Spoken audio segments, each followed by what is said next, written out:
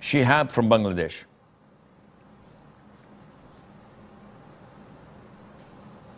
Assalamu alaikum, Sheikh. Salam to Allah. Sheikh, in some days after iftar, we have problem of gastrics and there is frequently urge for passing wind. Now, in this case, how should we pray Taraweeh behind Imam? If you are having gas incontinence and you know that this is coming out 24/7 non-stop, you are treated like a person who has urine incontinence. And once the adhan of Isha is called, you change your soiled clothes, wash your private part, make wudu, and go to pray and disregard whatever comes out. But if you have a bloating issue that you pass wind all the time, you can't go to the masjid. You'll be harming others by what is coming out of you, and you'll annoy them. So in this case, you have the permission and the concession to sit home and pray there alone. Heidi from France.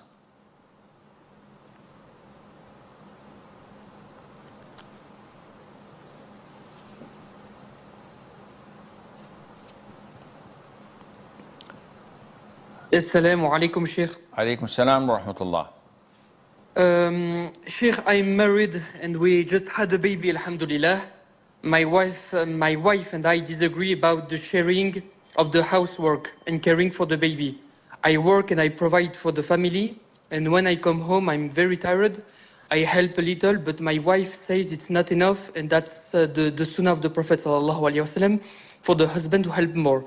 And I think that I cannot be responsible for my job and for the house and the childcare. So my question is, according to Islam, what is the fair balance of responsibilities between husband and wife in this situation? Jazakallahu khair. Wa jazakum. First of all, akhi, marriage is not based on rights and responsibilities alone. Because if it was based on rights and responsibilities, I would say to my wife, my responsibility is limited to providing you with a roof on your head, with food on the table, and with medical expenses. That's it.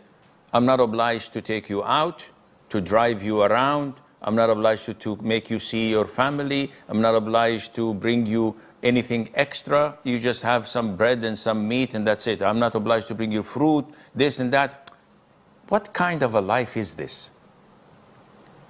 Marriage is based on rights, responsibilities, and compassion. Mawadda wa rahmah, mercy, kindness, tolerance.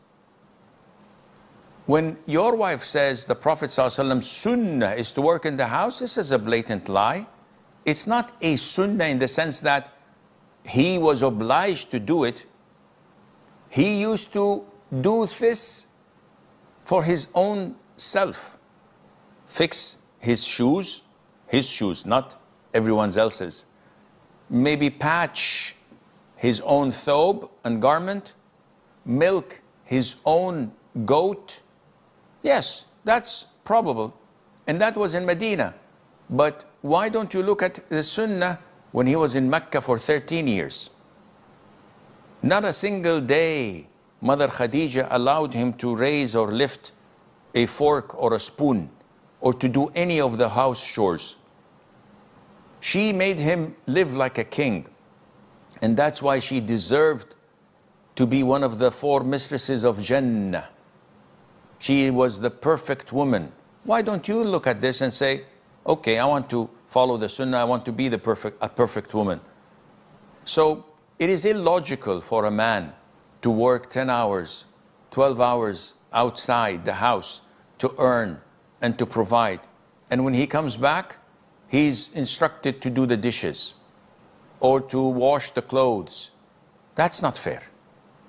Now you may say, well, I'm pregnant or I just delivered.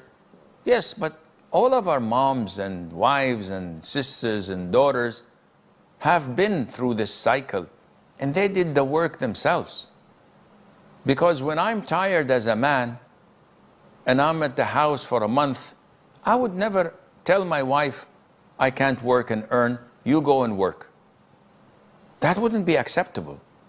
So each one of the spouses has its or his or her role.